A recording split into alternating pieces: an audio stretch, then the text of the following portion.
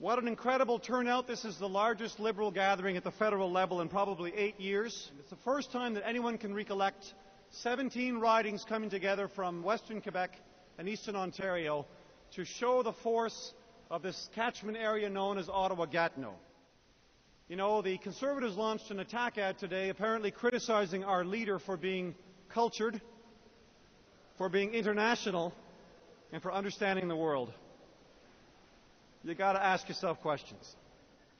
Michael has shown a remarkable willingness to put in the hard work, the air miles, the travel, the events, the driving, the bus rides, the train rides, the hard work necessary to build a team. It's a real team from the grassroots up to strengthen and reinvigorate this incredible Liberal Party of Canada. Ladies and gentlemen, Messieurs, Dames, it's my honour to introduce the leader of the Liberal Party of Canada and the next Prime Minister of Canada, this great country, Michael Ignatieff.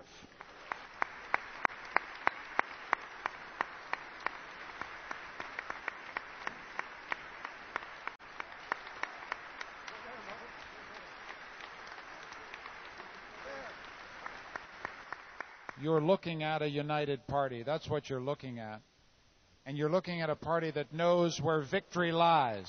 One of the phrases I do not like, this will shock you, is that the Liberal Party is the natural governing party of Canada. And I'll tell you why I don't like it. Because it conveys the impression that we're entitled to something. We're entitled to nothing unless we earn the trust and respect and confidence of the Canadian people.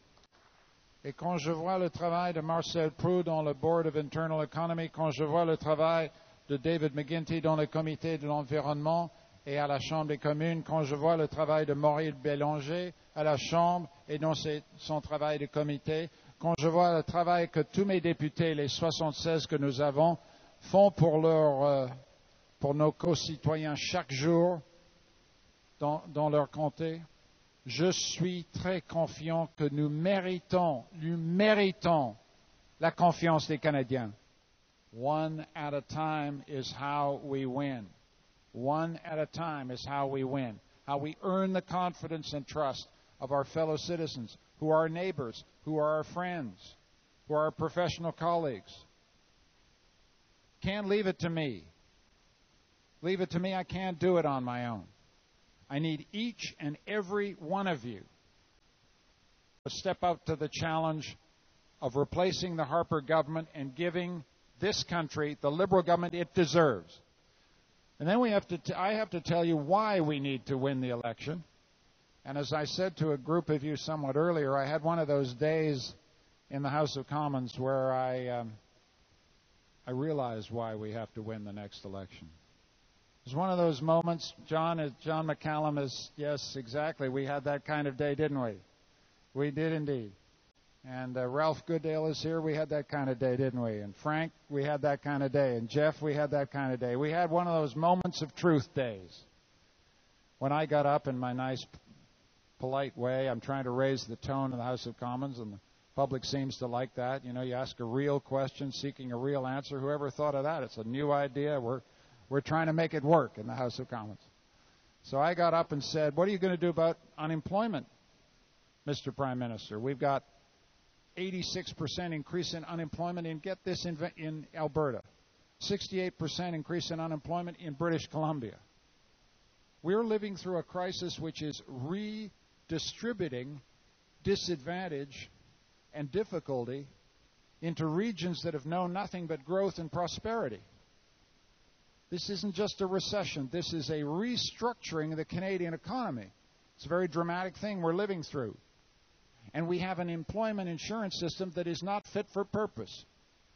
It was built for another time and another situation, and we have got to adapt it on the fly. That's what you pay us the big bucks for, to adapt to crisis and to meet the demands of the hour for our country. That's what we do in the House of Commons. So I asked the Prime Minister, how about a little fix here? We've got an idea. And the Prime Minister, I said, let's have 360-hour EI for as long as the crisis lasts. And the Prime Minister got up, and you could see it in his eyes. He said, Now I'm going to do what I always do.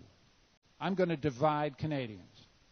So instead of saying, we've got an interesting idea about employment insurance here, what he then proceeded to say was, basically, if we widen out EI, you have a bunch of scroungers who get on EI and we'll never be able to get them off. That's essentially what he said. And what that tells you is when this guy is in a hole, he has one response, and it's invariably the same response. Set one Canadian against another. And that is why we have to defeat him.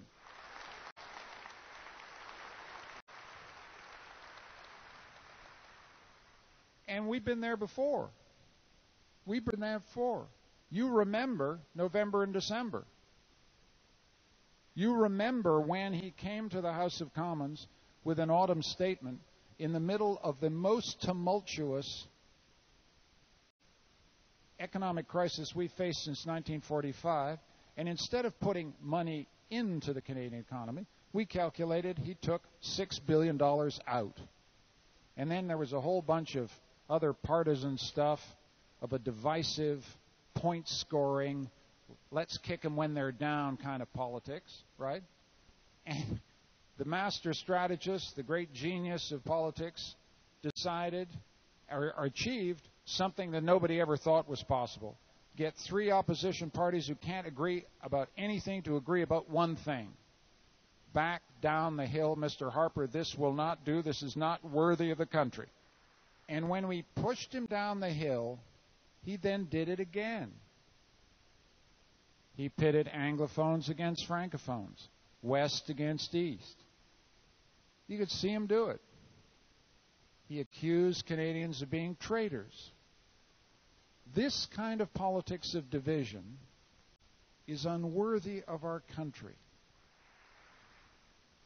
And so, slowly but surely, despite attack ads, despite people making fun of my French, despite people attacking my character, my past life, slowly, grain by grain, and moment by moment, and day by day, Canadians are coming to the conclusion this government is unworthy of them as citizens.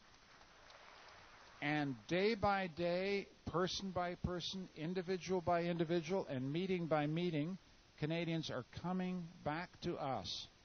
And they're saying, what have you got to offer? Do you understand how tough it is for me? I'm worried about my job. I'm worried about that pension I've been contributing to. I'm worried about whether my son and daughter will have the kind of life that I have had. I'm worried about how I'm going to help my son or daughter to get post-secondary education. I'm worried about that neighbor of mine who's got that young family, those young kids, and they can't seem to find any daycare spaces. These are the Canadians who are coming to us, and we must not fail them. We must be worthy of their hopes. We must be worthy of their dreams. We must come to them with practical, affordable, costed policies that address the real dilemmas, yearnings, anguish that they feel. This is why we are in politics. It isn't about me. It isn't about David. It is not about Mauriel. It is not about Marcel. It is about the people of Canada. We must be worthy of them. It really does turn on us not being spectators. It really turns on us becoming actors, participants, deciding this time I am going to make the difference. This time I am going to do something that gets this party back where it belongs, giving Canadians the compassion, the imagination, the sense of fun, the sense of shared vision, the sense of reaching out, the sense of uniting the country. All those things that when we have been at our best, we have offered our fellow citizens. So let's do this together. Comme j'ai dit tout le long de ma carrière politique, tous ensemble. Merci.